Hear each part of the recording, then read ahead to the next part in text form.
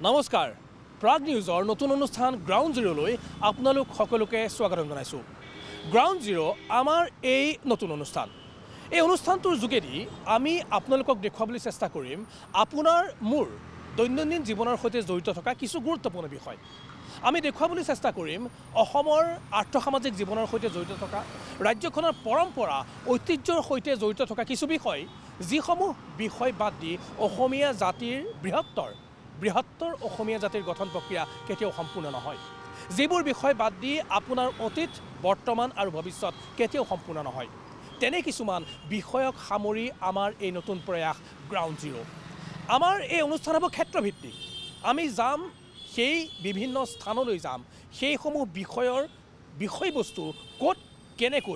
কেনেধৰণে সংঘটিত হৈছে সেই বিষয়বস্তুৰ মাজলৈ আমি যাম আৰু ক্ষেত্ৰভিত্তিকভাৱে গৈ আমি আপোনালোকৰ সন্মুখত উপস্থাপন কৰিবলৈ চেষ্টা কৰিম যে প্ৰকৃততে এই বিষয়সমূহলৈ কেনেধৰণৰ বৰ্তমানৰ অৱস্থা,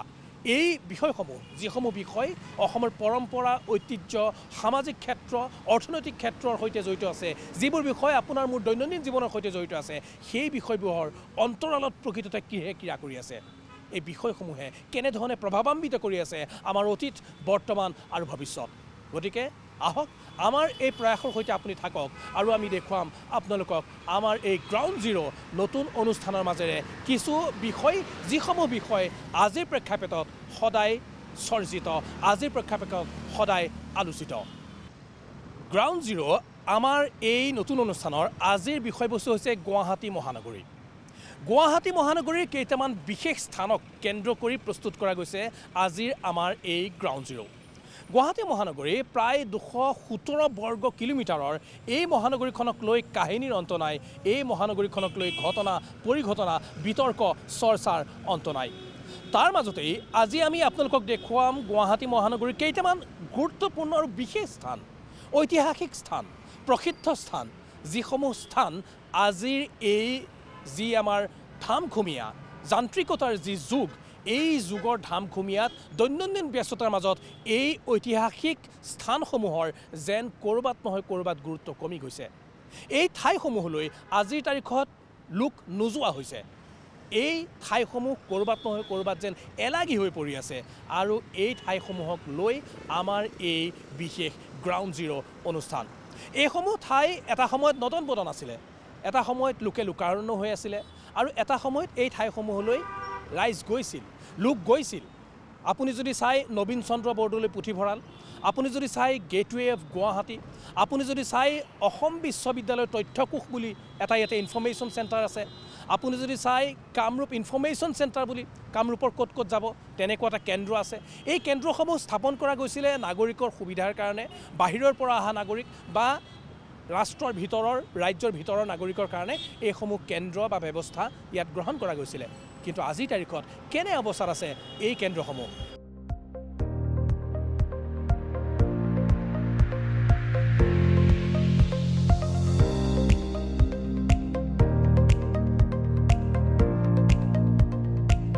গুৱাহাটী মহানগৰী উত্তৰ পূৰ্বাঞ্চলৰ একমাত্ৰ মহানগৰী গুৱাহাটী, আৰু গুৱাহাটীৰ ঐতিহ্যপূৰ্ণ স্থান বুলি ক'লে, গুৱাহাটীৰ গুৰুত্বপূৰ্ণ স্থান বুলি ক'লে এখন দীঘলীয়া তালিকা আপোনাৰ মনলৈ আহিব, এখন দীঘলীয়া তালিকা আপোনাৰ চকুৰ সন্মুখত ভাহি উঠিব। কিন্তু আজিৰ এই তাৰিখত যদি আপুনি আহে, আজিৰ সন্ধিক্ষণত যদি আপুনি চাবলৈ যায়, সেই দীঘলীয়া তালিকাৰ এনেকুৱা কিছুমান স্থানো আছে যিবোৰ স্থান লাহে লাহে নাইকিয়া হোৱাৰ উপক্ৰম ঘটিছে, যিবোৰ স্থান জনমানসত, আজিৰ সমাজ জীৱনত একেবাৰে গুৰুত্বহীন হোৱাৰ উপক্ৰম ঘটিছে। আৰু তেনে কিছু স্থানক লৈ আমাৰ এই গ্ৰাউণ্ড জিৰ' ৰিপৰ্ট। কি অৱস্থাত আছে গুৱাহাটী বিশ্ববিদ্যালয় তথ্য কেন্দ্ৰ? ওলমি আছে এখন নামফলক, বাকী সকলো শূন্য। আমবাৰীত অস্তিত্বহীন বিশ্ববিদ্যালয় তথ্য কেন্দ্ৰ। ৰাজ্য তথা উত্তৰ পূবৰ উচ্চ শিক্ষিত ছাত্ৰ ছাত্ৰীসকলক এক বহল আৰু বিশ্বমুখী মঞ্চ প্ৰদান কৰাৰ উদ্দেশ্যে স্থাপন কৰা হৈছিল এইটো তথ্য কেন্দ্ৰ। কিন্তু আজি গুৱাহাটী বিশ্ববিদ্যালয় তথ্য কেন্দ্ৰটোৰ অৱস্থা অত্যন্তই দুখজনক। এই মুহূৰ্তত আমি আহি উপস্থিত হৈছোঁ মহানগৰীৰ আমবাৰী, আমবাৰী AGP অফিচত অহা নাই, অসম গণ পৰিষদৰ অফিচত অহা নাই, কিন্তু অসম গণ পৰিষদৰ ওচৰতেই অসম গণ পৰিষদৰ যিটো ৰাজ্যিক মুখ্য কাৰ্যালয় আছে সেই ৰাজ্যিক মুখ্য কাৰ্যালয়ৰ ওচৰতেই এটা তথ্যকোষ আছে, এটা ইনফৰমেশ্যন চেণ্টাৰ আছে আৰু সেইটো কোৱা হৈছে গুৱাহাটী বিশ্ববিদ্যালয় ইনফৰমেশ্যন চেণ্টাৰ। আজিৰ তাৰিখত যদি আপুনি চাই আক্ষৰিকভাৱে সেই অনুষ্ঠানটোৰ ছাইনবোৰ্ড ইয়াত আছে, কিন্তু আনুষ্ঠানিকভাৱে সেই অনুষ্ঠানটোৰ অস্তিত্ব ইয়াত পাবলৈ নাই। ডক্টৰ ভূপেন হাজৰিকাৰ সেই কালজয়ী গীত জিলিকা পলুইতৰে পাৰ, গুৱাহাটী বিশ্ববিদ্যালয়ৰ থিম ছং আৰু উত্তৰ পূৰ্বাঞ্চলৰ অন্যতম এক বৌদ্ধিক কেন্দ্ৰ, উচ্চ শিক্ষাৰ কেন্দ্ৰ, গৱেষণাৰ কেন্দ্ৰ, সেই গুৱাহাটী বিশ্ববিদ্যালয়ত অধ্যয়ন কৰিবলৈ বিচৰা যিসকল ইচ্ছুক ছাত্ৰ ছাত্ৰী বা শিক্ষাৰ্থী থাকিব, বিভিন্ন বিষয়ত গৱেষণা কৰিবলৈ বিচৰা যিসকল গৱেষক ছাত্ৰ ছাত্ৰী থাকে, তেওঁলোকৰ কাৰণে কেনেকৈ যাব লাগিব, একাডেমিক কোনবোৰ কাৰিকুলাম আছে, কোনবোৰ কৰ্চত তেওঁলোক গৈ বিভিন্ন তেওঁলোকৰ ইণ্টাৰেষ্টৰ ছাবজেক্ট পঢ়িব পাৰিব, গুৱাহাটী বিশ্ববিদ্যালয়ত কেনেকুৱা ধৰণৰ জ্ঞানৰ উৎকৰ্ষ হৈ আছে, কেনেকুৱা ধৰণৰ ৰিচাৰ্চ চলি আছে, কি আছে, এই গোটেই বিষয়খিনি যদি জানিবলৈ বিচাৰে এটা অনুসন্ধান কেন্দ্ৰ আছিলে, এতিয়াও আছে। মোৰ পিছফালে এয়া ছাইনবোৰ্ড লাগি আছে, গুৱাহাটী বিশ্ববিদ্যালয় তথ্যকোষ, ইনফৰমেশ্যন চেণ্টাৰ, তথ্য কেন্দ্ৰ, গুৱাহাটী বিশ্ববিদ্যালয় তথ্য কেন্দ্ৰ। আৰু এইটো হৈছে আপুনি আমবাৰীৰ মোৰ একদম সোঁহাতত আছে অসম গণ পৰিষদৰ মুখ্য কাৰ্যালয়। অসম গণ পৰিষদৰ মুখ্য কাৰ্যালয়ৰ পৰা জাষ্ট ৱাকিং ডিষ্টেঞ্চ, আপুনি খোজকাঢ়ি আহিব পাৰে, কিমান 50 মিটাৰ, 50 মিটাৰমানৰ আঁতৰতে আছে এইটো গুৱাহাটী বিশ্ববিদ্যালয় তথ্য কেন্দ্ৰ। কিন্তু আজি যদি চাই আমি দেখুৱাইছোঁ আমাৰ এই বিশেষ গ্ৰাউণ্ড জিৰ' অনুষ্ঠানৰ মাজেৰে, আজি কেৱল ছাইনবোৰ্ডখন আছে, ইয়াৰ কোনো ধৰণৰ অস্তিত্ব নাই, কোনো ধৰণৰ কাৰ্যালয় নাই, তলা লাগি আছে, ডাঙৰ তলা ইয়াৰ প্ৰৱেশ পথত লাগি আছে। আৰু এইখনেই হৈছে গুৱাহাটী বিশ্ববিদ্যালয় তথ্য কেন্দ্ৰৰ এটা সপোন পুহি পেলাই গুৱাহাটী বিশ্ববিদ্যালয়ত অধ্যয়ন কৰিবলৈ বিচৰা উত্তৰ পূৰ্বাঞ্চলৰ বা দেশৰ অন্যান্য প্ৰান্তৰ ছাত্ৰ ছাত্ৰীসকলে যদি ইচ্ছা কৰে কেনেকৈনো পঢ়িব পাৰি, কি পঢ়িব পাৰি, কেনেকুৱা ধৰণৰ এণ্ট্ৰেঞ্চ পৰীক্ষা হয়, একাডেমিক কাৰিকুলামবোৰ কেনেকুৱা ধৰণৰ যোগ্যতাৰ মাপকাঠি থাকে, এনেকুৱা বিভিন্ন কথা যদি জানিবলৈ বিচাৰে গুৱাহাটী বিশ্ববিদ্যালয়ক লৈ, তেতিয়াহ'লে Guwahati university information centre city office এটা ইয়াত খোলা গৈছিলে, ৱৰ্ল্ড ইউনিভাৰ্চিটি ছাৰ্ভিচো ইয়াত দিয়া গৈছিলে। গুৱাহাটী বিশ্ববিদ্যালয়ৰ অধীনত ৱৰ্ল্ড ইউনিভাৰ্চিটি ছাৰ্ভিচ, অৰ্থাৎ বিশ্বৰ যদি কিবা বিশ্ববিদ্যালয়ত পঢ়িবলৈ বিচাৰে তেতিয়াহ'লে এই গুৱাহাটী বিশ্ববিদ্যালয় তথ্য কেন্দ্ৰৰ পৰা আপোনালোকে তথ্য সংগ্ৰহ কৰিব পাৰিব, ইচ্ছুকসকলে তথ্য সংগ্ৰহ কৰিব পাৰিব। সেইকাৰণে ইয়াত আৰু এটা লাইন সংযুক্ত কৰা গৈছে, ৱৰ্ল্ড ইউনিভাৰ্চিটি ছাৰ্ভিচ। আৰু এয়া হৈছে গোপীনাথ বৰদলৈ ৰোড, গোপীনাথ বৰদলৈ পথত থকা আমবাৰীত থকা এই বিশ্ববিদ্যালয় তথ্য কেন্দ্ৰৰ অৱস্থা। ভিতৰৰ ফালে এইফালে এটা ৰুম আছে, এই ৰুমটোত কি হৈছে এতিয়া, এই কোঠাটোত এতিয়া ইয়াত শ্ৰমিক শ্ৰেণী থাকিবলৈ আৰম্ভ কৰিছে। কাৰণ ইয়াতে আপোনাৰ সিফালে যদি চাই ইয়াত ফ্লাইঅভাৰৰ কাম চলি আছে, দ্ৰুতগতিত ফ্লাইঅভাৰৰ কাম চলি আছে, গছ কটা নকটা এনেকুৱা বিভিন্ন ধৰণৰ বিতৰ্ক আমি বিভিন্ন সময়ত দেখুৱাই আহিছোঁ। আৰু এতিয়া ইয়াৰ পৰিৱেশটো হৈছে যে ইয়াত এই যিটো আপোনালোকে কোঠা দেখিছে, এই কোঠাটো সম্পূৰ্ণৰূপে পৰিত্যক্ত হৈছে। ইয়াতে শ্ৰমিক শ্ৰেণী আছে, শ্ৰমিক শ্ৰেণীয়ে ইয়াত বাহৰ পাতিছে, তেওঁলোকে ফ্লাইঅভাৰৰ কাম কৰি আছে। আপোনালোকে ফ্লাইঅভাৰৰ কামৰ কাৰণে আহিছে? হয়, ড্ৰেইনৰ। ক'ৰ পৰা আহিছে? ড্ৰেইনৰ নলবাৰীৰ পৰা। নলবাৰীৰ পৰা আহিছে। কেতিয়াৰ পৰা আছে ইয়াত? প্ৰায় হ'ল 9 মাহ মানে হ'ল। 9 মাহ মানে হৈছে। ইয়াতে বেলেগতো কোনো অফিচাৰ মানুহ নাহে, মানে ৰাস্তা কাম কৰাৰ বাহিৰে বেলেগ ইউনিভাৰ্চিটি মানুহ চানুহতো তেনেকুৱা নাহে চাগে? নাই। ইয়াত আহি গুগলত যদি মাৰে যে গুৱাহাটী ইউনিভাৰ্চিটিৰ যিটো তথ্য কেন্দ্ৰ আছে, সেই তথ্য কেন্দ্ৰটো বৰ্তমান কেনেকুৱা ধৰণৰ অৱস্থাত আছে, মানে ইয়াৰ ধৰক অৱস্থাটো কি, আপুনি গুগলত যদি চাৰ্চ কৰে, গুগলে কি দেখাব? গুগলে এইটো দেখাইছে, চাওক, এইটো Guwahati university information centre permanently close বুলি দেখাইছে। ইয়াত ৰঙা আখৰে লিখা আছে, এইটো চাওক, পাৰ্মানেণ্টলি ক্ল'জ। ইয়াত এড্ৰেছো দিয়া আছে, Gopinath Bordoloi road, Ambari, Guwahati, pin number 781001। আৰু ইয়াত কণ্টেক্ট নম্বৰ দিয়া আছে, এই নম্বৰটো কোনো ধৰণৰ কণ্টেক্ট আপুনি কৰিব নোৱাৰে আজিৰ তাৰিখত। আৰু পাৰ্মানেণ্টলি ক্ল'জ বুলি লিখা আছে গুৱাহাটী ইউনিভাৰ্চিটি ইনফৰমেশ্যন চেণ্টাৰৰ। আৰু এইটোৱে হৈছে বাস্তৱ ছবি, এইটোৱে হৈছে অসমৰ ঐতিহাসিক এই চেণ্টাৰটোৰ বৰ্তমানৰ অৱস্থা। আহক তলা ক'ত লাগি আছে সেইটো এবাৰ দেখুৱাই দিওঁ আহক। এইফালে যদি আপুনি আহে তেতিয়াহ'লে এই যিখন দুৱাৰ দেখিছে, এই দুৱাৰখন দি সোমাই যাব লাগে, আৰু এতিয়া ইয়াত কি আছে, এইটো তলা মিনছ পাৰ্মানেণ্টলি ক্ল'জ, স্থায়ীভাৱে বন্ধ হৈ গৈছে। এতিয়া ৱৰ্কিং আৱাৰ চলি আছে। আমাৰ যেতিয়া ৰেকৰ্ডিং কৰি আছোঁ এতিয়া প্ৰায় 1:20 গৈছে দুপৰীয়া, আৰু এইটো সম্পূৰ্ণ এটা পিক আৱাৰ বুলি কোৱা যায়। অফিচ কাছাৰীৰ কাৰণে এইটো এটা পিক আৱাৰ, কাম বন চলি থাকে। কিন্তু গুৱাহাটী বিশ্ববিদ্যালয় তথ্য কেন্দ্ৰৰ অৱস্থাটো চাওক তলা লগোৱা আছে আৰু গুগলত সাৰ্চ কৰিলে আপুনি পাব পাৰ্মানেণ্টলি ক্লোজ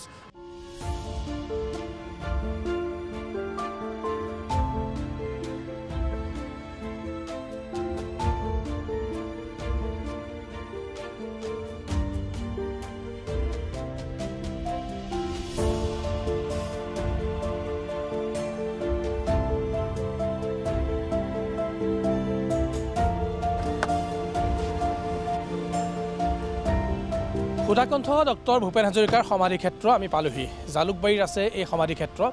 আৰু এই সমাধি ক্ষেত্ৰখন অজস্ৰ ভূপেন হাজৰিকাৰ প্ৰতি অনুৰাগী বা ভূপেন হাজৰিকাৰ নাম শুনা ভূপেন হাজৰিকাৰ প্ৰতি শ্ৰদ্ধা থকা অজস্ৰ লোকৰ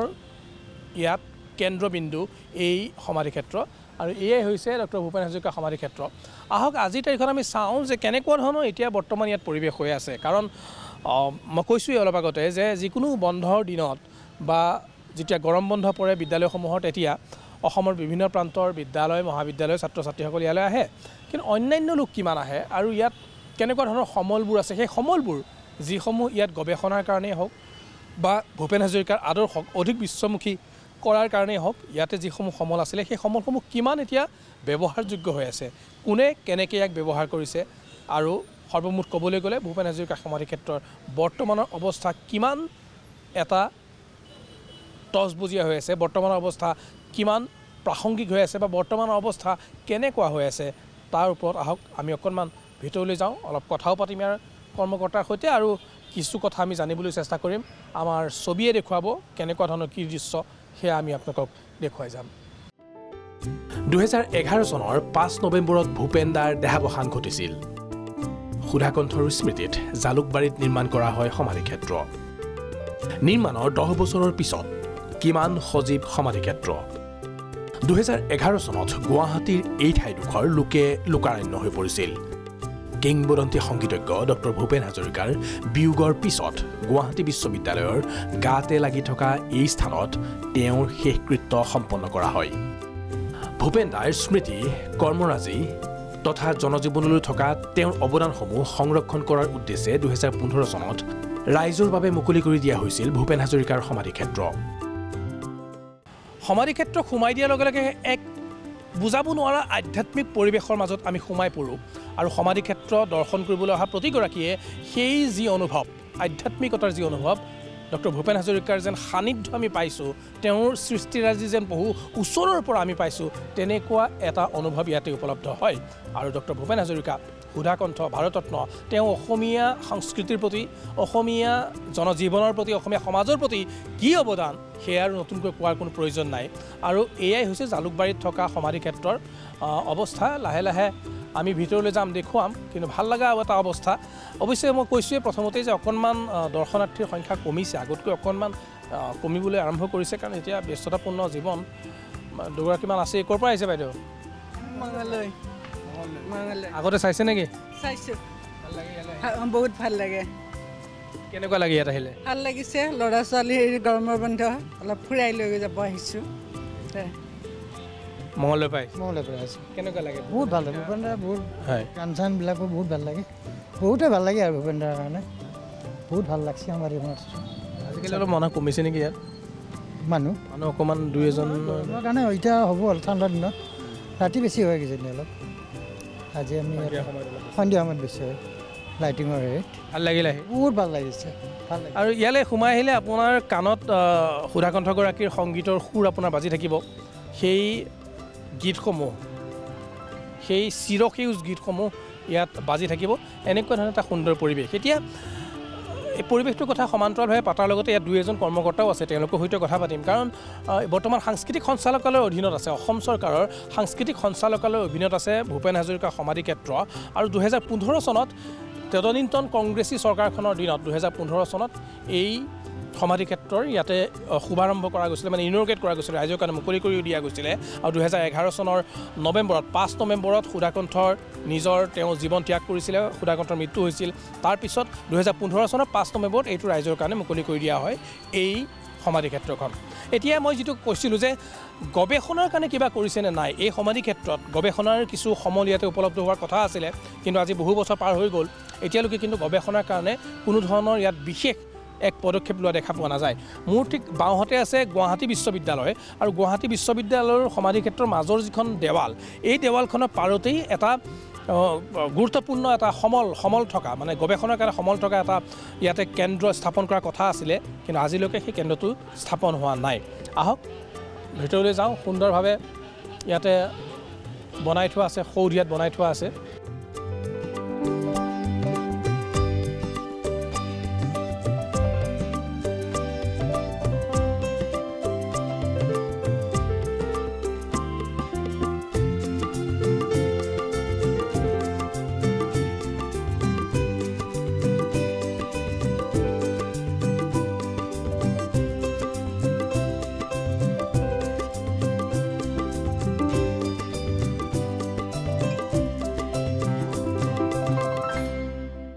জ্বলি থকা এই বন্তিগছিয়ে সুধাকণ্ঠৰ অস্তিত্বৰ অনুভৱৰ কথাই যেন কৈ যায় আৰু 2011 চনৰ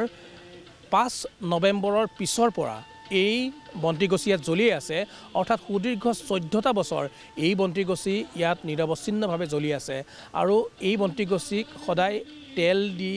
সুন্দৰভাৱে জ্বলাই ৰখাৰ যিটো কাম আজি 2011 চনৰ 5 নৱেম্বৰৰ পিছৰ পৰা কৰি আহিছে এগৰাকী বিশেষ ব্যক্তিয়ে আৰু সেই ব্যক্তিগৰাকী সাক্ষী এই ভূপেন হাজৰিকা নোহোৱা হোৱাৰ ভূপেন দা বিহীন এই 14টা বছৰৰ তেওঁ সাক্ষী কিমান লোক ইয়াত আহিছে কিমানে নিজৰ অতীতৰ কথা শুৱৰি বা বহুতে ডক্টৰ ভূপেন হাজৰিকাৰ সান্নিধ্য লাভ কৰিছিল তেওঁৰ সৈতে থকা সেই মেধি সেই তেওঁৰ সৈতে থকা সেই মৃদু স্মৃতিৰ কথা শুৱৰি কিমানে ইয়াত ঘণ্টাৰ পিছত ঘণ্টা পাৰ কৰিছে এই সকলোবোৰ মুহূৰ্তৰ সাক্ষী হৈ আছে সেই বিশেষ ব্যক্তিগৰাকী 2011 চনৰ 5 নৱেম্বৰৰ পিছৰ পৰা তেওঁ ইয়াত এই বন্তিগছি তেওঁ ইয়াতে তেল যোগান ধৰি আহিছে সুন্দৰভাৱে পৰিপাতি কৰি বন্তিগছি তেওঁ জ্বলাই আহিছে ভূপেন হাজৰিকাৰ লগতে আপুনি আহিছিল চাগে তেওঁ নশ্বদেহৰ সৈতে আপুনি আহিছিলে সেই স্মৃতিটো অকণমান ভূপেন দা মৃত্যু 2011 5 নৱেম্বৰ যে আমাৰ অসমত যদিও নাই তেওঁৰ সদায় কামনা আমি থাকিম আৰু এইবাৰে 8 ছেপ্টেম্বৰ ভূপেন দাৰ অসমব্যাপী জন্ম দিৱস আপুনি ক'ৰ পৰা আহিছিলে তেতিয়া মানে ভূপেন দাৰ জছফিল্ডৰ পৰাই ট্ৰাকখনৰ যিদৰে ধূপ ধূনা জ্বলাই আহিছিলোঁ জছফিল্ডৰ পৰাই তেওঁ আহিছিলে জছফিল্ডত তেওঁ যিহেতু নশ্বৰ হেতু ৰখা হৈছিলে তাৰপিছত আহিলে তাৰপিছত এই বন্তিগছি আপুনি কণ্টিনিউ জ্বলাই আছোঁ তাৰমানে এইটো নুমাব দিয়া নাই আপোনালোক প্ৰত্যেক পায়ে থাকে দেখাই পাই থাকে 24 ঘণ্টা জ্বলি থাকে 24 ঘণ্টা মই ৰাতিপুৱা এবাৰ যেতিয়া গা পা ধুই চাফ চিকুণ কৰি এবাৰ শলিতাটো কাটা যায় যেতিয়া শলিতাটো কাটি দিওঁ আপোনাৰ চাকিখোৰ জুইটো বেলেগ চাকি এখত ৰখা যায় আকৌ সেইটো যদি মানে চাকিখোৰ আকৌ জ্বলা যায় আকৌ আপোনাৰ সন্ধিয়া এবাৰ দিয়া যায় আকৌ ৰাতি শোৱাৰ আগে আগে এবাৰ দিয়া মানে 3বাৰ দিয়া যায় মানে আইৰণ বান্ধি যায়তো মানে 3বাৰ দিয়া যায় ভূপেন হাজৰিকা সংগ্ৰহালয়টো ইয়াতে আপুনি দেখিবলৈ পাব যেটো সমাধিক্ষেত্ৰ আছে সমাধিক্ষেত্ৰৰ পৰা সোমাই আহিলে সমাধিক্ষেত্ৰৰ যেটো মূল সৌধ আচলতে সেই সৌধটোৰ ভিতৰতে এনেকুৱা এটা সংগ্ৰহালয় নিৰ্মাণ কৰা গৈছে বিভিন্ন ফটো সম্বলিত তেওঁৰ জীৱনৰ সৈতে জড়িত থকা বিভিন্ন সময়ৰ বিভিন্ন ফটো ইয়াতে সংলগ্ন কৰা গৈছে এইসমূহ ফটো আপোনালোকে চাব পাৰিব এতিয়া লোক কিছু আহিছে তেওঁলোকেও এই ফটোসমূহ ইয়াতে চাইছে আৰু ইয়াত বিভিন্ন সময়ৰ এইগৰাকী বৰ্ণিল ব্যক্তিত্বৰ অধিকাৰী ভূপেন হাজৰিকাৰ বিভিন্ন সময়ৰ বিভিন্ন ফটো ইয়াতে সংলগ্ন হৈ আছে অৰ্থাৎ এই ফটোসমূহে এটা এটা যুগ এটা এটা সময়ৰ এখন জিয়া ছবি যেন ইয়াত তুলি ধৰিছে সেয়া স্পষ্ট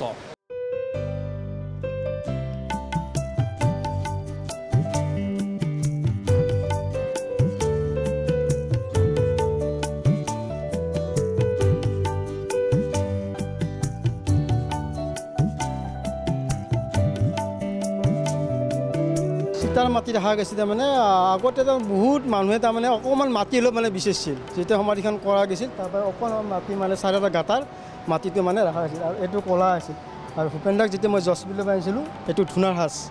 সেই জছবিলৰ পৰা আনিছিলোঁ আৰু এইখন ভূপেন দাক যেতিয়া ৰাখিছিল এইখন আছিল গীতা এইখন ইয়াত ৰাখি দিছিল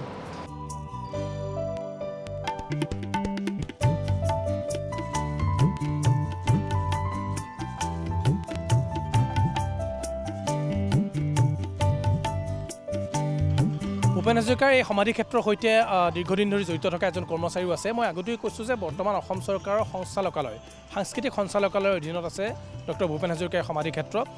তালুকদাৰ দা আমাৰ সৈতে আছে নমস্কাৰ আপুনি বেছি দিন হোৱা নাই চাগে ইয়াত কাম কৰা হয় মোৰ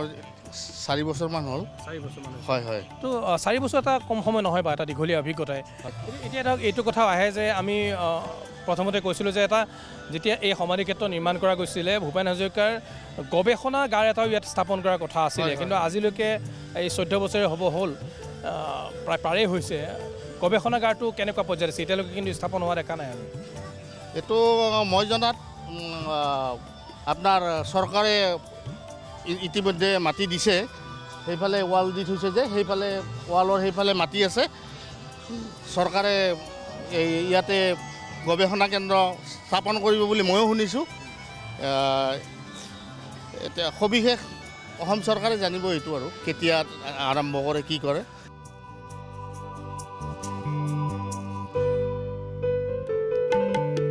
এনেধৰণে আমি দেখাবলৈ চেষ্টা কৰিলোঁ আমাৰ গ্ৰাউণ্ড জিৰোৰ জৰিয়তে যে কেনেকুৱা ধৰণৰ অৱস্থাত আছে ডক্টৰ ভূপেন হাজৰিকাৰ সমাধি ক্ষেত্ৰ এটা মিশ্ৰিত প্ৰতিক্ৰিয়া আমি দেখিবলৈ পালোঁ এটা মিশ্ৰিত ছবি ইয়াত দেখিবলৈ পালোঁ মানুহ আহে কিন্তু আগতকৈ যেন গড় হিচাপত মানুহ কিছু কমিছে বন্ধৰ দিনকেইটা বাদ দি বা গৰমৰ বন্ধৰ সেই এমাহ কাল বাদ দিলে মানুহ ইয়াতে অকণমান গ্ৰাফডাল অকণমান নিম্নগামী হৈছে অকণমান কমিছে কিন্তু ভূপেনদাৰ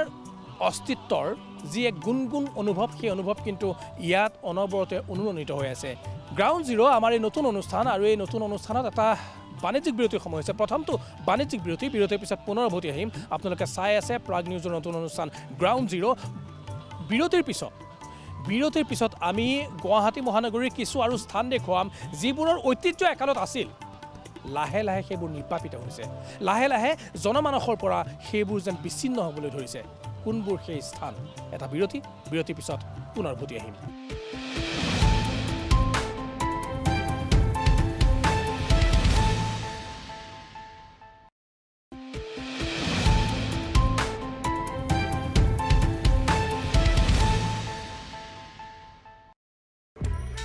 (1875) চনত জন্ম কৰ্মবীৰ নবীন চন্দ্ৰ বৰদলৈ স্বাধীনতা সংগ্ৰামী ৰাজনীতিক লেখক আছিল নবীন চন্দ্ৰ বৰদলৈ তেখেতৰ পবিত্ৰ স্মৃতিত এই পুথিভঁৰাল বৌদ্ধিক চিন্তা চৰ্চা তথা অধ্যয়নৰ ক্ষেত্ৰখনৰ এক অন্যতম কেন্দ্ৰ কৰ্মবীৰ নবীন চন্দ্ৰ বৰদলৈ পুথিভঁৰাল দশক ধৰি অধ্যয়ন পুষ্ট সমাজখনক জ্ঞানৰ বন্তিৰে পোহৰাই আহিছে এই পুথিভঁৰালটোৱে পুথিভঁৰালৰ নীৰৱতাই আকৰ্ষিত কৰণীয় নৱপ্ৰজন্মক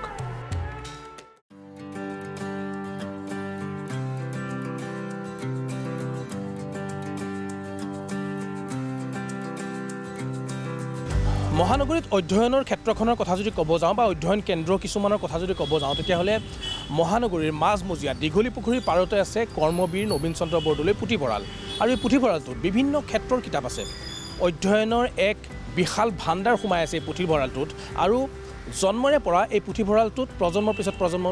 লোক ইয়াত আহে নৱপ্ৰজন্মই হওক বা অন্যান্য বয়স ভিত্তিতে হওক তেওঁলোক আহে আৰু নিজৰ প্ৰয়োজনীয় অনুসৰি ইয়াতে অধ্যয়ন কৰে তেওঁলোকে জ্ঞানৰ সন্ধান লয় আৰু তেনেধৰণৰ বহু মূল্যৱান গ্ৰন্থ ইয়াত উপলব্ধ হয় আৰু তেওঁলোকেও ইয়াতে আহিছিল এটা সময়ত মই এটা কৈছোঁ যে আহিছিল আজিৰ তাৰিখত যদি চায় তেতিয়াহ'লে কিন্তু ইয়াত অকণমান নহয় অকণমান যেন পঢ়ুৱৈৰ সংখ্যা বিশেষকৈ নতুন প্ৰজন্মৰ পঢ়ুৱৈৰ সংখ্যা অকণমান কমি আহিছে আহক এক মহান উদ্দেশ্যৰে স্থাপন কৰা গৈছিলে এই নবীন চন্দ্ৰ বৰদলৈ পুথিভঁৰাল আৰু অধ্যয়ন কক্ষ ইয়াত লিখাই আছে আৰু এই সুদৃশ্য যিটো পুথিভঁৰাল ইয়াৰ ভিতৰলৈ আমি যাম কিছু সংখ্যক ছাত্ৰ ছাত্ৰীক আমি পাম একেবাৰে খালী আছে যে তেনেকুৱাও নহয় ইয়াত যথেষ্টখিনি উৎসাহজনক এটা পৰিৱেশো আছে একেবাৰে নিৰাশাজনকো নহয় কিন্তু আপেক্ষিকভাৱে যদি চাবলৈ যায় তেতিয়াহ'লে অকণমান নিৰাশাজনক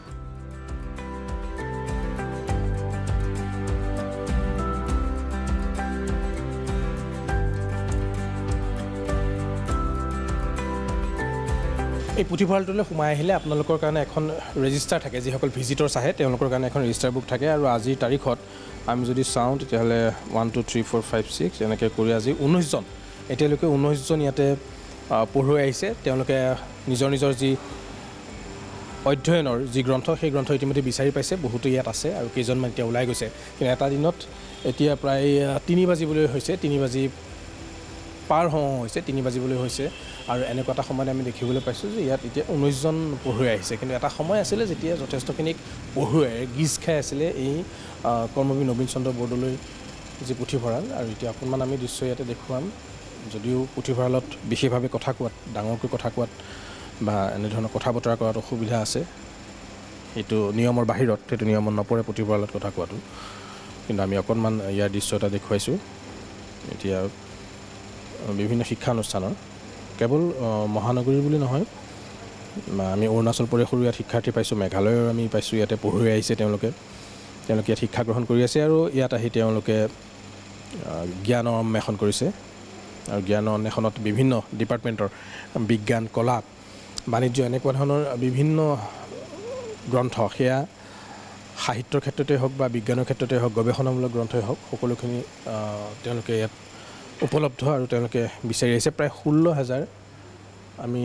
জনামতে প্ৰায় 16,000 ইয়াতে কিতাপ আছে সমগ্ৰ পুথিভঁৰালটোত 16,000 কিতাপ আছে আৰু এনেধৰণে বহু গুৰুত্বপূৰ্ণ আজিৰ তাৰিখত যিখিনি কিতাপ এতিয়াও সুন্দৰভাৱে ইয়াত সংৰক্ষিত কৰা গৈছে অসমীয়া সাহিত্যৰ পৰা আদি কৰি আপুনি বহুখিনি কিতাপ ইয়াতে পাব নিৰ্বাচিত শিশু উপন্যাসৰ পৰা আদি কৰি গল্প সমগ্ৰ বা গৱেষণালব্ধ কিতাপ ইয়াত উপলব্ধ হয় এগৰাকী পঢ়ুৱৈ পাইছোঁ আমি এগৰাকী যুৱতী ইয়াত লগ পাইছোঁ বিভিন্ন শিতানত বহুতেই ইয়াতে পঢ়ি আছে সকলোকে আমি ওচৰলৈ গৈ কথা পতাৰ এটা পৰিৱেশ কৰা নাই কাৰণ পুথিভঁৰালত সাধাৰণতে কথা কোৱাত মানা থাকে সি যি নহওক অকণমান তাৰ পৰা তোমাৰ পঢ়াৰ সময়ৰ পৰা অকণমান সময় এটা উলিয়াইছোঁ কি নাম তোমাৰ মোৰ নাম কিমি কিৰণ কলিতা কি পঢ়ি আছা তুমি মানে কিতাপৰ তুমি এনেই জেনেৰেল কি পঢ়িলা বা কি কৰি আছা এতিয়া কেনেকুৱা ধৰণৰ শিক্ষাৰ লগত অধ্যয়নৰ লগত কেনেকৈ জড়িত ধৰা মোৰতো পঢ়া মানে একাডেমিক্সখিনিতো শেষেই হ'লগৈ কিন্তু এতিয়া ধৰক গভৰ্ণমেণ্ট জবৰ কাৰণে তেনেকৈ প্ৰিপেয়াৰ কৰি আছোঁ আৰু কি পঢ়িছা এই লাইব্ৰেৰীলৈ তুমি আগতে অহা এইটো লাইব্ৰেৰীলৈ আগতে মানে মই কটনত পঢ়িছিলোঁ তো তেতিয়াৰ পৰা এই লাইব্ৰেৰীটোৰ লগত মোৰ মানে চিনাকি আৰু তো এতিয়া মই আচলতে নিজৰ সময়খিনি আবদ্ধ কৰি ল'বলৈহে লাইব্ৰেৰীলৈ অহাৰ দৰে তো ঘৰত থাকিলে ইটো সিটো কাম ওলায়ে থাকে এতিয়া লাইব্ৰেৰীলৈ অহাৰ লগে লগে এনেকুৱা হৈ যাইছে এইখিনি সময় আৰু বেলেগ কৰিবলৈ নাই পঢ়িবই পাৰিম তো সেইকাৰণে অহা হয় আৰু কেইজনমান পঢ়ুৱৈ আছে আমি যুৱতী কেইগৰাকীমান আছে যুৱতীৰ লগতে যুৱকো আছে আমি দেখিছোঁ 1 2 3 4 5 6 7 8 9 গৰাকী এতিয়া বৰ্তমান পঢ়ুৱৈ আছে কি নাম তোমাৰ মোৰ নাম জয়শ্ৰী তালুকদাৰ ক'ত কি পঢ়ি আছা এতিয়া মই MA কমপ্লিট হ'ল ইউনিভাৰ্চিটিৰ পৰা কিহত কৰিছা তুমি অসমীয়া লাইব্ৰেৰীলৈ প্ৰায় আহা নেকি অহা হয় মাজে মাজে কেনেকুৱা লাগে কৰ্মবীৰ নবীন চন্দ্ৰ বৰদলৈ এইটো পুথিভঁৰাল এতিয়া ঐতিহাসিক পুথিভঁৰাল ইতিহাস সমৃদ্ধ আছে সকলোতকৈ পুৰণি কেনেকুৱা অনুভৱ হয় ইয়াত খুবেই ভাল লাগে পৰিৱেশটো আৰু ঘৰত যিখিনি মানে ডিষ্টাৰ্ব হয় ইয়াত একো ডিষ্টাৰ্ব নাথাকে কনচেনট্ৰেট কৰিব পাৰি আৰু বহুতেই ইয়াত মানে এই কম্পিটিটিভ এক্সামৰ কাৰণেও পঢ়িবলৈ আহে ময়ো তেনেকৈ আহিছিলোঁ আৰু তো ভালেই লাগে মোৰ আহি পেলাই কেনেভাৱে উপকৃত হৈছা মানে ইয়াৰ পৰিৱেশটো অত্যন্ত শান্ত এটা পৰিৱেশ ভাল বহুত ঠাণ্ডা পৰিৱেশ হয় পঢ়াৰ কাৰণে এটা মানে ভাল পৰিৱেশ এইটো ঘৰত মানে বহুত হাল্লা হৈ থাকে বা কাষত বিল্ডিং চিল্ডিং বনাই থাকিলেও সেইবোৰৰ চাউণ্ডবোৰ আহিলে পঢ়িব দিগদাৰী হয় ইয়ালৈকে যদি আহে বহুত সুবিধা পোৱা যায় ইয়াতে পঢ়িবলৈ ইচ্ছা কৰিলে কিতাপ লৈ মানে ইয়াৰ পৰা কিতাপ লৈ পঢ়িও মানে উপকৃত হয় মানুহে এই লাইব্ৰেৰীটোলৈ আহিলে কৰ্মবীৰ নবীন চন্দ্ৰ বৰদলৈ পুথিভঁৰাল এটা পৰিৱেশটো পঢ়াৰ এটা উপযোগী পৰিৱেশ পোৱা যায় তুমি কেতিয়াৰ পৰা আহি আছা ইয়াত মোৰ হ'ল কেইবাদিন হ'ল পঢ়াৰ ভাল উপযোগ সেই পৰিৱেশটো পোৱা যায় কিতাপ পোৱা যায় ইয়াত বিভিন্ন ধৰণৰ তাৰপিছত প্ৰত্যেক দিন আপোনাৰ ডেইলি নিউজ পেপাৰ পায় চ' আৰু এনভাইৰনমেণ্টটো খুবেই ভাল ইয়াত পঢ়িবলৈ বহুতে ভাল নিউ জেনেৰেশ্যনক কি ক'বা যে লাইব্ৰেৰী ইউজৰ যিটো এটা এডভান্টেজ যথেষ্ট এডভান্টেজ আছে লাইব্ৰেৰী ইউজৰ কোনো ডিছএডভান্টেজেই নাই গতিকে কেনেধৰণে এডভান্টেজটো ল'ব লাগে নিউ জেনেৰেশ্যন কিয় লাইব্ৰেৰীলৈ আহিব লাগে তেওঁলোকৰ নিজৰ আপলিপমেণ্টৰ কাৰণে নিউ জেনেৰেশ্যনৰ ডেফিনেটলি আহিব লাগে ইয়াত আহিলে তেখেতসকলে গম পাব মানে পুৰণা দিনৰ কিতাপবিলাক পাব কিছুমান আমাৰ হিষ্ট্ৰী কালচাৰ এইবিলাক ৰিলেটেড বস্তুৰ কিতাপ পায় চ' তাৰ পৰা পঢ়িব পাৰিব জ্ঞান বাঢ়িব চ' জ্ঞানটোতো বঢ়া ভালেই নিজৰ কাৰণে ডেফিনেটলি আহিব লাগে আৰু এগৰাকী যুৱতী আমি পাইছোঁ তেওঁ এখন কিতাপ পঢ়ি আছে তুমি ক'ৰ পৰা আহিছা তুমি মই গুৱাহাটীৰ পৰা আহিছোঁ একচুৱেলি কিন্তু মই মুম্বাইত জব কৰোঁ আজি ইয়াতে কেনেকৈ আহিলা তুমি ইয়াত এই লাইব্ৰেৰীটোৰ কথা কেনেকৈ গম পালা নবীন চন্দ্ৰ বৰদলৈ পুথিভঁৰাল এটা ইয়াত আছে বুলি চ' মই ভণ্টিহঁতক থ'বলৈ আহিছিলোঁ তাৰপিছত সিহঁতক নিবও আছে কিন্তু বৰষুণ দিলে চ' মই বাহিৰত ৰখি থাকিব নোৱাৰিলোঁ বা হেৰি কৰি কিবা কাম কৰিব নোৱাৰিলোঁ বাহিৰত চ' মই মানুহক সুধিলোঁ কি ইয়াত কোনটো জেগা আছে য'ত বহি থাকিব পাৰি আৰু অলপ টাইমো হেৰি হয় চ' ক'লে কি লাইব্ৰেৰী আছে বুলি চ' মই লাইব্ৰেৰীত আহিলোঁ সেইকাৰণে বিচাৰি তাৰপিছত আহি পেলাই একচুৱেলি পৰিৱেশটো বহুত ভালেই হয় এণ্ড মই তুমিতো আগতে ইয়াতে জানা নেকি নে তুমি গুগলত বিচাৰিলা নেকি মই আগতে নাজানো মই গুগলত বিচাৰিছোঁ একচুৱেলি মই মানুহক সুধিছিলোঁ কোনোবা ক'লে কি লাইব্ৰেৰী আছে বুলি তাৰপিছত মই গুগলত GPS-ত চাই পেলাই মই ইয়ালৈ আহিছোঁ মই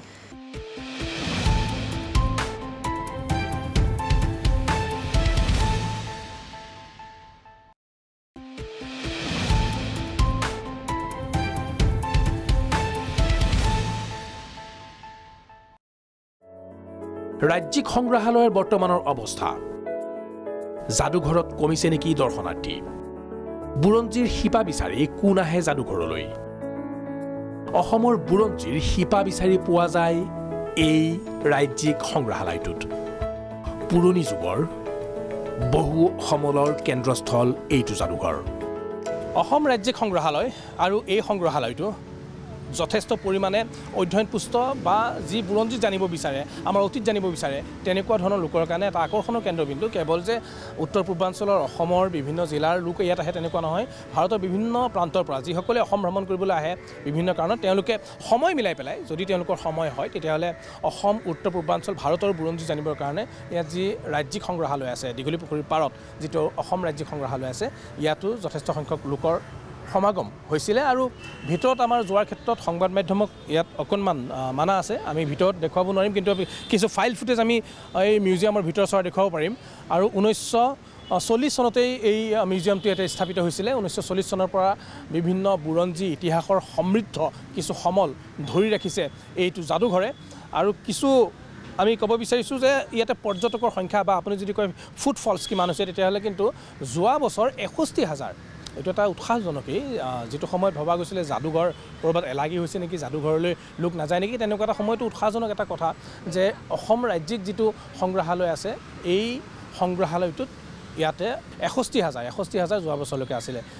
এই মুহূৰ্তত আমাৰ সৈতে কিছু বাহিৰৰ তেলেংগানাৰ কিছু ইয়াতে নাগৰিক উপস্থিত আছে তেওঁলোকৰ পৰা জানিম कहाँ से आए हैं मैम आप लोग तेलंगाना से सब तेलंगाना क्या आप हिस्ट्री पे इंटरेस्टेड है क्या सर आप हिस्ट्री अच्छा लगता है अच्छा है अच्छा लगता है हिस्ट्री अच्छा लगता है हाँ बहुत अच्छा लगता यहाँ पे क्या क्या देखने को मिला गुवाहाटी में आके जो म्यूजियम है है और असम का ट्रेडिशन क्लॉथ्स और ये स्कल्पचर्स उस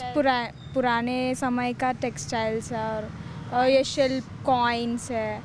और ये पत्रास और ये मिसाइल सेकेंड वर्ल्ड वॉर ट्रास वो खासी पात बोलते हैं हमारे यहाँ पे जो हाँ ओके स्कल्पचर्स और ब्रिटिश वालों का कॉइन्स और ये सारे बहुत सारा नॉलेज आपको मिला है यहाँ पे बहुत अच्छा लगा हमने और क्या तुम्हें कैसा लगा यहाँ पे आके देख के कैसा लगा अच्छा मुझे हिस्ट्री बहुत पसंद है इसलिए मैं इधर असम म्यूज़ियम में के आया इधर तो बहुत सारा विष्णु महेश्वर ब्रह्मा का स्तूप है वो कॉइन्स है ब्रिटिश वालों का मुगल्स पूरा किंगडम्स का कॉइन्स है और बहुत सारा অসম ৰাজ্যিক সংগ্ৰহালয় এইটো এটা গুৰুত্বপূৰ্ণ স্থান সমগ্ৰ গুৱাহাটী মহানগৰীৰ ভিতৰত কাৰণ এই সংগ্ৰহালয়টোত বুৰঞ্জী অধ্যয়ন কৰিবলৈ বিচৰা বা আমাৰ অতীতৰ সম্পৰ্কে জানিবলৈ বিচৰা বুৰঞ্জীৰ সমল বিচাৰি বহু লোকৰ ইয়াতে সমাগম ঘটে কেৱল যে অসমৰ পৰা লোক আহে তেনেকুৱা নহয় অসমৰ বাহিৰৰো বহু লোক ইয়াত আহে তেওঁলোকে এই যিটো সংগ্ৰহালয় 1940 চনত এই সংগ্ৰহালয়টো স্থাপিত হৈছিলে আৰু ডাইৰেক্টৰেট অফ মিউজিয়াম অসম ইয়াৰ দ্বাৰা এইটো চলাই থকা গৈছে সংগ্ৰহালয় সঞ্চালকালয়ৰ অধীনত অসম ৰাজ্যিক যিটো মিউজিয়াম আছে এই মিউজিয়ামটো চাবৰ কাৰণেও আমাৰ পুৰণি সম্পদসমূহ বিশেষকৈ বুৰঞ্জীকলীয়া সেই সম্পদসমূহ চাবৰ কাৰণে ইয়াতে সুন্দৰভাৱে সংৰক্ষণৰ ব্যৱস্থা কৰা গৈছে কিন্তু ভিতৰত আমাক সোমাব নিদিয়ে সংবাদ মাধ্যমক সোমাব নিদিয়ে সেইকাৰণে আমি সোমাব পৰা নাই কিন্তু বাহিৰত এনেধৰণৰ এক পৰিৱেশ গঢ়ি তোলা গৈছে আৰু ইয়াতো বহুখিনি আমি যদি কওঁ নতুনকৈ ইয়াত গঢ়ি তোলা গৈছে কেৱল যে আগৰ সেই মিউজিয়ামটো আছে তেনেকুৱা নহয় এতিয়া এই মিউজিয়ামটো নৱনিৰ্মাণ কৰা গৈছে এটা নতুন লুকছ দিয়া গৈছে আৰু মিউজিয়ামটোত বহুখিনি তথ্য পাতিও আগতকৈ বেছি সমৃদ্ধ কৰা গৈছে আৰু ৰাইজৰ সেইকাৰণে যিটো উপস্থিতি সাধাৰণতে এটা যিটো ভাবিছিলোঁ যে ইয়াতে মানুহ নাপাম বা একেবাৰে এলাগী হৈ থাকিব এলান্ধকলীয়া হৈ থাকিব তেনেকুৱা নহয় আহিছে লোক আহিছে তেওঁলোকে নিজৰ ইচ্ছা অনুসৰি নিজৰ যি তেওঁলোকৰ প্ৰয়োজনীয় অনুসৰি বিভিন্ন সমলৰ অধ্যয়ন তেওঁলোকে ইয়াত কৰিছে আৰু চাইছে অভিজ্ঞতা লৈছে জিলা পুথিভঁৰালত বঢ়েনে পঢ়ুৱৈ জিলা পুথিভঁৰালো এটা অত্যন্তই অধ্যয়নৰ এটা কেন্দ্ৰ কিন্তু আজিৰ তাৰিখত যদি আপুনি চাই সেই আপেক্ষিকভাৱে পুৰণি কলীয়া সময়খিনিত বা আজিৰ পৰা কেইবছৰমান আগলৈকে দুটামান দশকৰ আগলৈকে যিমানখিনি ইয়াতে পঢ়ুৱৈ উপস্থিতি আছিলে সেই পঢ়ুৱৈৰ সংখ্যা অকণমান সেৰেঙা দেখিবলৈ পোৱা গৈছে আৰু অৱশ্যে ইয়াত আৰু এটা কথা আমি ক'ব বিচাৰোঁ এইটো ইয়াত এটা প্ৰেক্ষাগৃহ আছে প্ৰেক্ষাগৃহটোত বিভিন্ন সময়ত বিভিন্ন অনুষ্ঠানৰ আয়োজন কৰা যায় তেতিয়া ইয়াতে কিছু আমি লোকৰ সংখ্যা দেখিবলৈ পাওঁ যিহেতু এটা সাংস্কৃতিক পৰিৱেশ হয় বা এটা ফাংচন জাতীয় বস্তু ইয়াতে উদযাপন কৰা যায় সাংস্কৃতিক সন্ধিয়া আদি কৰি বিভিন্ন বঁটা বাহন সভা সমিতি অনুষ্ঠিত কৰা যায় তেতিয়া ৰাইজৰ সংখ্যা ইয়াত দেখিবলৈ পোৱা যায় কিন্তু মূলতঃ পঢ়ুৱৈৰ সংখ্যা যি সেয়া আপেক্ষিকভাৱে কম এতিয়াও আছে ইয়াৰ ভিতৰত বহুখিনি আমি পঢ়ুৱৈ পাইছোঁ ইয়াৰ ভিতৰত তেওঁলোকে বিভিন্ন গৱেষণামূলক গ্ৰন্থই কওক উপন্যাসেই কওক সাহিত্যৰ কথাই কওক বিজ্ঞানৰ গ্ৰন্থই কওক তেওঁলোকে ইয়াতে পঢ়ি আছে আৰু এইটোৱে হৈছে জিলা পুথিভঁৰাল ইয়াত আপেক্ষিকভাৱে অকণমান কম পঢ়ুৱৈৰ সংখ্যা আৰু মই কৈছোঁৱেই যে আজিকালি ইয়াত বিভিন্ন ৰাজহুৱা অনুষ্ঠানৰ পৰা আদি কৰি বঁটা বাহন সভা সমিতি অনুষ্ঠিত কৰা যায় আৰু জিলা পুথিভঁৰালত এতিয়াও আহে বিভিন্ন বিশ্ববিদ্যালয় মহাবিদ্যালয় বিভিন্ন শিক্ষা প্ৰতিষ্ঠানৰ বা কাম কৰি থকা জীৱিকা কৰি থকা যিসকলে কাম কৰি আছে তেওঁলোকে সময় উলিয়াই যিসকলৰ এই লাইব্ৰেৰীৰ সৈতে এটা সম্পৰ্ক আছে বা পুথিভঁৰালৰ তেওঁলোকে সুন্দৰ যি ধনাত্মক প্ৰভাৱ সেই ধনাত্মক প্ৰভাৱটো তেওঁলোকে উপভোগ কৰিব পাৰিছে বা ধনাত্মক প্ৰভাৱটো তেওঁলোকে পাইছে তেওঁলোক আহে আৰু ইয়াত অকণমান সময় নিমগ্ন হৈ তেওঁলোকে অধ্যয়নত মনোনিৱেশ কৰে কিন্তু আগতকৈ অকণমান আমি এইটো সঁচা কথা ক'বই লাগিব যে পঢ়ুৱৈৰ সংখ্যা কমিছে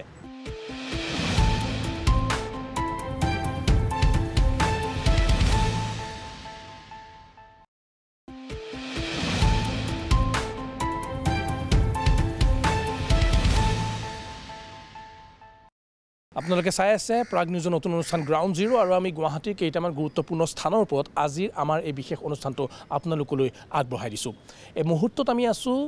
এইফালে আপোনালোকে চাইনবোৰ্ডখন দেখিলেই গম পাব কিমান পুৰণি প্ৰথমতে চাইনবোৰ্ডখনেই চাই লওক কিমান পুৰণি এখন চাইনবোৰ্ড আৰু এই কামৰূপ অনুসন্ধান যিখন সমিতি এই সমিতিখন তাত বৰ্ষটো লিখা আছে স্থাপনৰ বৰ্ষটো লিখা আছে 1912 চন আপুনি কল্পনা কৰি চাওক 1912 চন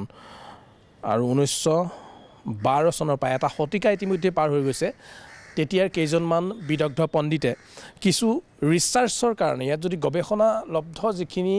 ৰিচাৰ্চ পেপাৰ কওক আপুনি থেচিছ কওক বিভিন্ন বিষয়ৰ আপুনি ৰিচাৰ্চ পেপাৰ কওক আৰু এই গোটেই কামখিনি কৰি আছে এই যি কামৰূপ অনুসন্ধান সমিতিয়ে অসমৰ বিভিন্ন ঠাইত কিছু গৱেষণালব্ধ গ্ৰন্থ অসমৰ বাহিৰৰ বিভিন্ন ঠাইৰ গৱেষণালব্ধ গ্ৰন্থ ৰিচাৰ্চ পেপাৰ ইয়াত তেওঁলোকে থৈছে বিভিন্ন বিষয়ৰ ওপৰত আৰু ইয়াতো দেখিছোঁ যে খুব কম ইয়াতে আহে পঢ়ুৱৈৰ সংখ্যাই কওক বা আমি যদি কওঁ স্কলাৰ সংখ্যা তেওঁলোকে খুব কমেই আহে কিন্তু তেওঁলোকৰ কাৰণে এক্সিছৰ ব্যৱস্থা কৰিছে আৰু এটা গুৰুত্বপূৰ্ণ কাম কৰিছে যিটো নন্দ তালুকদাৰ ফাউণ্ডেশ্যন আছে নন্দ তালুকদাৰ ফাউণ্ডেশ্যনে ইয়াত কি কৰিছে ডিজিটেলাইজ কৰিছে পুৰণি যিবোৰ গ্ৰন্থ সেই গ্ৰন্থসমূহৰ ডিজিটেলাইজেশ্যনটো নন্দ তালুকদাৰ ফাউণ্ডেশ্যনে কৰি আহিছে আৰু তাৰে অংশ হিচাপে এই যি কামৰূপ অনুসন্ধান সমিতি আছে ইয়াতো তেওঁলোকে এই কামখিনি কৰি আহিছে এনেকৈ দেখিছোঁ পৰিৱেশটো এনেকুৱাই হয় ইয়াত 2-3জন কৰ্মচাৰী থাকে তেওঁলোকে কামখিনি কৰি থাকে আৰু এনেকুৱা ধৰণৰ প্ৰতি বছৰে জাৰ্নেলো উলিয়াই তেওঁলোকে the journal of the Assam research society ইয়াৰ পৰা উলিয়াই বিভিন্ন কিতাপ ইয়াত পোৱা যায় গৱেষণা গ্ৰন্থ পোৱা যায় ব্যক্তিত্ব আৰু প্ৰতিভা ইয়াতে পণ্ডিত হেমচন্দ্ৰ গোস্বামীৰ কামৰূপ অনুসন্ধান সমিতিৰ শতবাৰ্ষিকী উপলক্ষে এই কিতাপখন ওলোৱা গৈছিলে আৰু হেমচন্দ্ৰ গোস্বামী সেইখিনি সময়ত জন্মলগ্নৰ সময়ত জড়িত আছিলে তেনেধৰণৰ এটা প্ৰক্ৰিয়া আমি দেখিবলৈ পাওঁ দেখিছে এইফালে চলি আছে ডিজিটেলাইজেশ্যনৰ কাম বিশেষকৈ পুৰণি যিসমূহ গ্ৰন্থ সেই গ্ৰন্থসমূহৰ ইয়াত ডিজিটেলাইজেশ্যনৰ কামটো চলি আছে নন্দ তালুকদাৰ ফাউণ্ডেশ্যনৰ সহযোগত এইখন সংস্কৃতিৰ ৰূপৰেখা কেশৱানন্দ দেৱগোস্বামীৰ সংস্কৃতিৰ ৰূপৰেখা ডিজিটেলাইজ কৰি থকা গৈছে মিউংখাং মিউংখাম এখন আহোমৰ এটা শব্দ সম্পাদিকা সংগীতা গগৈ আৰু টাই আহোমৰ ধৰ্মীয় সাংস্কৃতিক ৰূপৰেখা এনেকুৱা ধৰণৰ বিভিন্ন গ্ৰন্থৰ ডিজিটেলাইজেশ্যন চলি আছে কেনেকুৱা ধৰণৰ এই যি কামৰূপ অনুসন্ধান সমিতিয়েনো কেনেকুৱা ধৰণৰ কাম কৰি আছে আমাৰ এজন কৰ্মচাৰী আছে তেওঁৰ পৰা জানিম এইটো কেনেকুৱা ধৰণৰ কাম বৰ্তমান চলি আছে ৰিচাৰ্চৰ ক্ষেত্ৰত গম পাইছোঁ আমি গৱেষণাৰ ক্ষেত্ৰত কেনেকুৱা ধৰণৰ ইয়াতে মানে আমি কওঁ যে পঢ়ুৱৈ আহে বা গৱেষক ৰিচাৰ্চ যোনে কৰি আছে তেওঁলোক আহে কি তেওঁলোকে ইয়াতে বিচাৰি আহে তেওঁলোকে বৰ্তমান আৰ্টিকুলবিলাক বিচাৰি আহে তেওঁলোক PhD স্কলাৰবিলাক আহে থেচিছবিলাক বনাবৰ কাৰণে যিবিলাক আৰ্টিকুলবিলাক লাগে আৰ্টিকুলবিলাক বিচাৰি কিনে আহে কামৰূপ অনুসন্ধান সমিতিৰ লগত পুৰণাবিলাক আৰ্টিকুল অসমৰ বিষয়ে অসমৰ বুৰঞ্জীৰ বিষয়ে জানিবৰ কাৰণে তেওঁলোকে আহে বিশেষকৈ কোনকেইটা ডিচিপ্লিনত ইয়াত বেছিকৈ সমল আছে মানে গৱেষণাৰ সমল কোনকেইটা ডিচিপ্লিন আৰ্কিঅ'লজি কওক বা হিষ্ট্ৰী কওক কেনেকুৱা কিছুমান সমল আছে ইয়াত এতিয়া আৰ্কিঅ'লজি হিষ্ট্ৰী এণ্ড এন্থ্ৰপ'লজিৰ বিষয়ে বেছিকৈ আছে মানে পুৰণি অসমখন কেনেকুৱা আছিল সেইবিলাক বিষয়ত তাতে বেছিকৈ আৰ্টিকুলবিলাক পাব সেইবিলাকে আছে ইয়াতে আৰু এইখন এখন জাৰ্নেল এখন আছে ন এখন 1933 এখন জাৰ্নেল প্ৰথম জাৰ্নেল 1933 ফাৰ্ষ্ট পাব্লিকেশ্যন এখন কামৰূপ অনুসন্ধান সমিতিৰ এইখনতে এইবিলাক আৰ্টিকুল আছে বৰ্তমান মানে ডিজিটেলাইজেশ্যনৰ কামটো তেওঁ কৰি আছে আমাৰ অসমৰ পুৰণি যিখিনি গ্ৰন্থাৱলী আছে যিখিনি অত্যন্ত দুৰ্লভ গ্ৰন্থাৱলী আছে সেই গোটেইখিনি এনেধৰণে আপলোডিঙৰ কাম চলি আছে এই গোটেই কথাটো অকণমান বুজাই দিবা যে নন্দ ফাউণ্ডেশ্যনৰ হৈ ডিজিটেলাইজেশ্যনৰ কামখিনি চলি আছে মানে নন্দ তালুকদাৰ ফাউণ্ডেশ্যনৰ মানে আণ্ডাৰত আমি তাৰমানে মানে পুৰণা যোনবোৰ অসমীয়া হেৰি আছে সেইবোৰ চব আমি ডিজিটেলাইজ কৰি আমাৰ ৱেবছাইট এটা আছে assamarchive.org তাতে আমি আপলোড কৰি দিওঁ তাতে মানে যোনে মানে চাব পাৰে ঘৰত বহি থ্ৰু ইণ্টাৰনেট চাব পাৰে আৰু থ্ৰু ইণ্টাৰনেট চাব পাৰিব ন ইয়াতে ধৰা ইণ্টাৰনেটটো কেনেকৈ যাব লাগিব অলপ এক্সেছটো কেনেকৈ হ'ব অকণমান ডিজিটাইজিং অসম বুলি আমাৰ সেই ৱেবছাইটটো ডিজিটাইজিং অসম এইটো আমি চাৰ্চ কৰিব লাগিব হয় এইটো আমাৰ ৱেবছাইটৰ এইটো হ'ল assamarchive.org তাৰপিছত ইয়াতে লগ ইন কৰিলে ফ্ৰী অফ কষ্ট চব কোনো ইয়াতে আমি হেৰি নলওঁ আমি ইয়াতে বিভিন্ন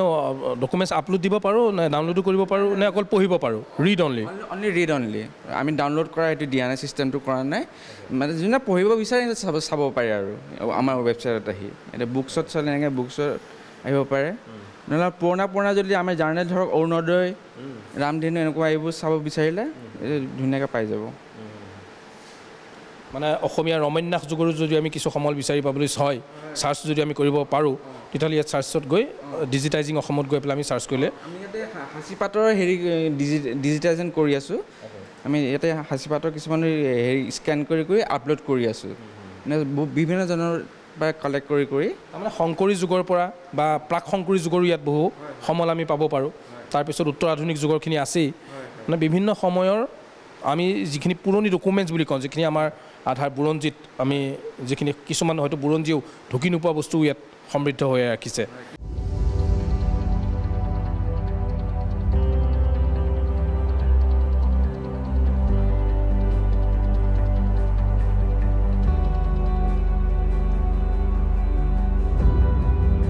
পুৰণি আমাৰ জ্ঞানৰ ভাণ্ডাৰখিনিক আপলোড কৰি এটা ডিজিটেলাইজ প্লেটফৰ্মত নিয়াৰ এটা প্ৰচেষ্টা চলি আছে নন্দ তালুকদাৰ ফাউণ্ডেশ্যনে তাত সহযোগ আগবঢ়াইছে তেওঁলোকে কাম কৰি আছে আৰু এতিয়া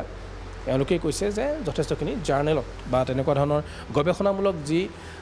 প্ৰতিবেদন থাকিব বা যেনেকুৱা ধৰণৰ ৰিচাৰ্চ পেপাৰ্ছ থাকিব সেইখিনি চাবৰ কাৰণে বা সেইখিনি ইয়াত পঢ়িবৰ কাৰণে অনলাইন যুগেই হওক বা অফলাইন যুগেই হওক ইয়াত কিন্তু স্কলাৰ্ছৰ বা গৱেষকসকলৰ যি সমাগম সেই সমাগম হৈ আছে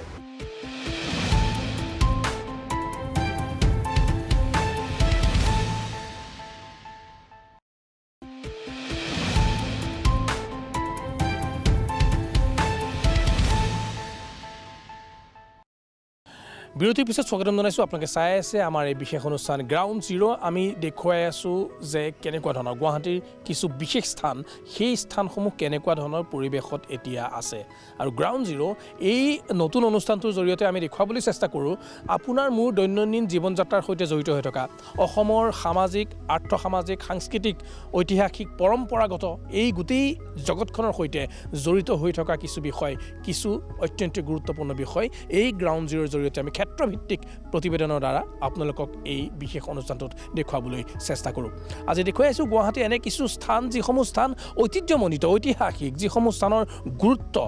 আছে আছিল আৰু হয়তো ভৱিষ্যতেও থাকিব কিন্তু আজিৰ তাৰিখত যদি চাই সেই স্থানসমূহত ৰাইজৰ যি উপস্থিতি বা ৰাইজৰ যি সহযোগ সেয়া যেন অলপকৈ কমি আহিবলৈ আৰম্ভ কৰিছে আৰু এই মুহূৰ্তত আমি আছোঁ গুৱাহাটী মহানগৰীৰ মাজমজিয়াৰ গান্ধী মণ্ডপত আমি আছোঁ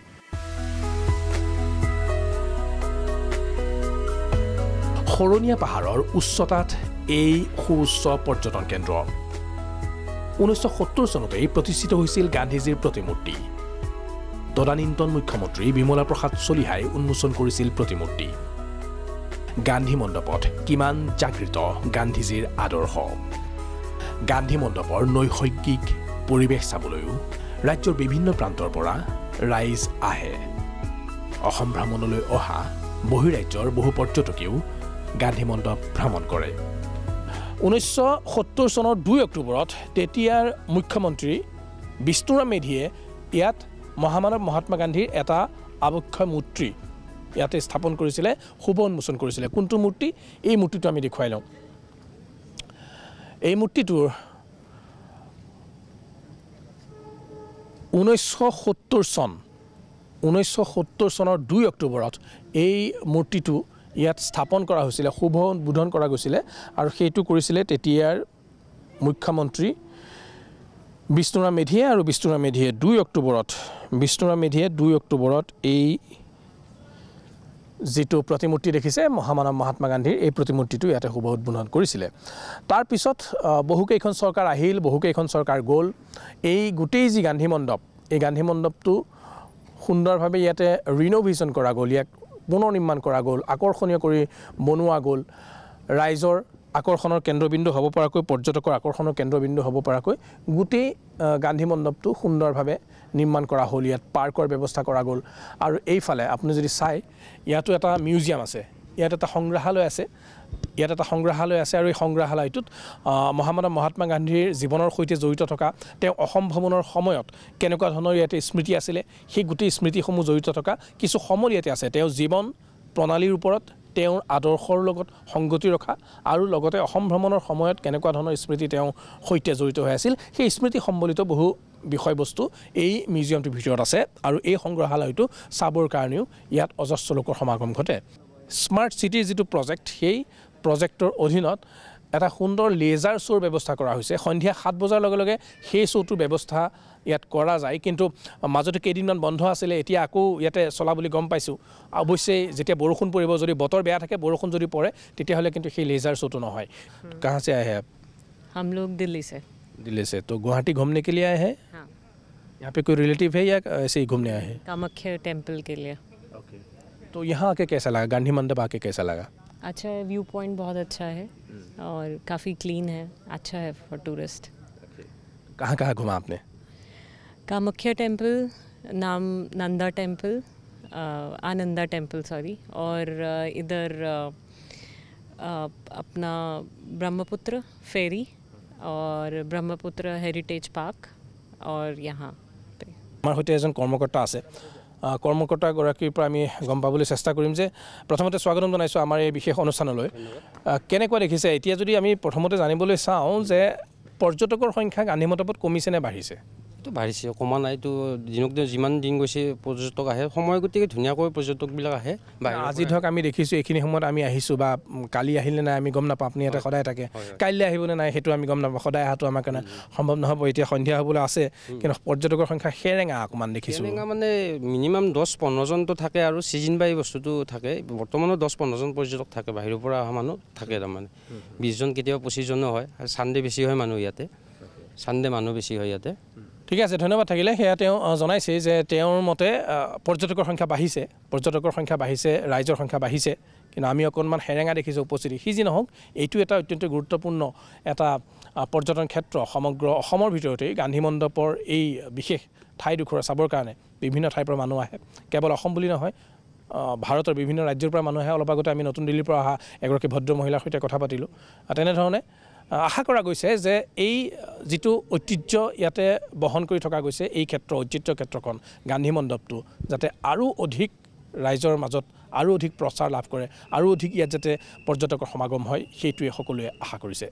এই যিটো সংগ্ৰহালয় আমি সংগ্ৰহালয়টোৰ ভিতৰত বৰ্তমান আহিছোঁ আৰু এই সংগ্ৰহালয়টোত মহাত্মা গান্ধীৰ জীৱনৰ সৈতে জড়িত থকা তেওঁ আদৰ্শৰ সৈতে জড়িত থকা বিভিন্ন সমল ইয়াত ৰখা গৈছে আৰু বিশেষকৈ অসম ভ্ৰমণৰ সময়ত তেওঁ যিসমূহ সামগ্ৰী ব্যৱহাৰ কৰিছিলে খোৱা বিচনাখনৰ পৰা আদি কৰি যিসমূহ সামগ্ৰী ব্যৱহাৰ কৰিছিলে সেইখিনি ইয়াত ৰখা গৈছে আৰু গান্ধীজীৰ ভাষাৰে যদি ক'বলৈ যাওঁ গান্ধীজীয়ে অসমৰ যি গৌৰৱময় বয়ন শিল্প আছে সেই শিল্পক লৈ তেওঁ এটা কথা কৈছিলে তেওঁ কৈছিলে যে অসমৰ শিল্পীয়ে গামোচাত সপোন ৰচে এই কথাটো মহাত্মা গান্ধী কৈছিলে যে অসমৰ শিপিনীয়ে গামোচাত সপোন ৰচে আৰু সেইগৰাকী মহামানৱ মহাত্মা গান্ধীৰ আদৰ্শ তেওঁৰ যি বৈশিষ্ট্য তেওঁৰ চিন্তাধাৰা এই গোটেই কথাখিনি ধৰি ৰাখিবৰ কাৰণে গান্ধী মণ্ডপত এটা সুন্দৰ সংগ্ৰহালয়ৰ ব্যৱস্থা কৰা গৈছে আৰু এই গোটেই প্ৰজেক্টটোৱে হৈছে ইফালে আমি দেখুৱালোঁ যে যিটো লেজাৰ লাইট শ্ব' হয় সেই লেজাৰ লাইট শ্ব' আৰু এই নৱনিৰ্মিত যিটো ইয়াত নতুনকৈ এইটো পুনৰ নিৰ্মাণ কৰা গৈছে এই সংগ্ৰহালয়টো এইটো গোটেইখিনি স্মাৰ্ট চিটিৰ অধীনত আহিছে স্মাৰ্ট চিটিৰ ফাণ্ডৰে এইখিনি নিৰ্মাণ কৰা গৈছে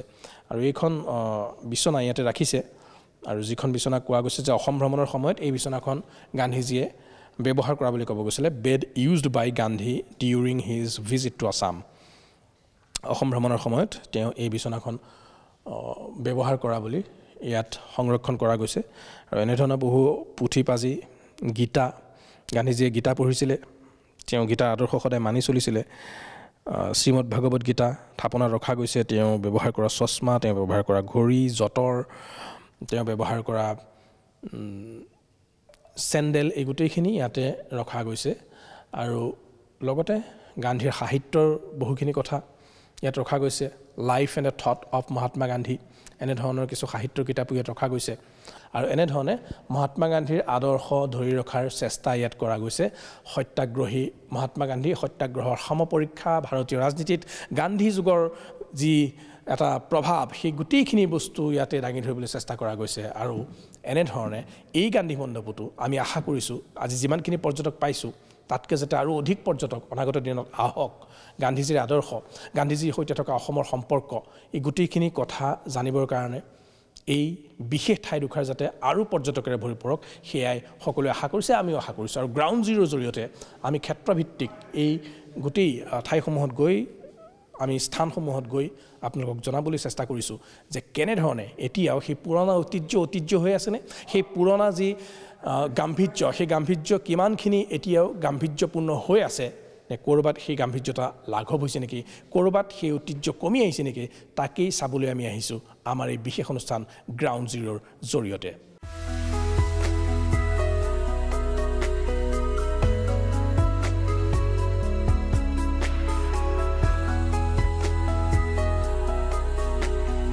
আজিলৈ আমাৰ সময় হৈ আহিল অনুষ্ঠান আমি ইয়াতে সামৰিব লাগিব কিন্তু অহা সপ্তাহত পুনৰ লগ পাম কিছু নতুন বিষয় কিছু নতুন চিন্তাধাৰাৰ সৈতে আজি দেখুৱাবলৈ চেষ্টা কৰিলোঁ গ্ৰাউণ্ড জিৰোৰ জৰিয়তে যে গুৱাহাটীৰ কিছু উল্লেখযোগ্য স্থান যিসমূহ স্থানে নিজৰ গৰিমা নিজৰ ঐতিহ্য ঠিকেই কঢ়িয়াই আছে কিন্তু সেই ঠাইসমূহক লৈ যেন অকণমান নহয় অকণমান এলাগী মনোভাৱ পোষণ কৰিছে ৰাইজে এলাগী মনোভাৱ পোষণ কৰিছে ৰজাঘৰীয়াই আৰু এই ঠাইসমূহ সেইকাৰণে সন্দেহ হৈছে যে অনাগত সময়ত এই ঠাইসমূহৰ ঐতিহ্যও সময়ৰ সৈতে বিলীন হৈ যাব নেকি কিন্তু তেনে নোহোৱাটোৱে সকলোৱে কামনা কৰিছে কাৰণ প্ৰতিখন ঠাইৰ এটা নিজৰ নিজৰ বৈশিষ্ট্য আছে প্ৰতিখন ঠাইৰ এটা নিজৰ নিজৰ ঐতিহ্য আছে প্ৰতিখন ঠাইৰ নিজৰ নিজৰ এটা গুৰুত্বপূৰ্ণ স্থান আছে অসমৰ ইতিহাসত গতিকে এই ঠাইসমূহ তেনেকৈ গৌৰৱোজ্জ্বল হৈ থাকক তাকেই আশা কৰিছোঁ আৰু সেইখিনি আশা কৰি আজি আমাৰ এই অনুষ্ঠানৰ পৰা বিদায় লৈছোঁ অহা সপ্তাহত গ্ৰাউণ্ড জিৰোৰ এটা নতুন খণ্ডৰ সৈতে আপোনালোকক পুনৰ লগ পাম আজিলৈ আহিছোঁ ধন্যবাদ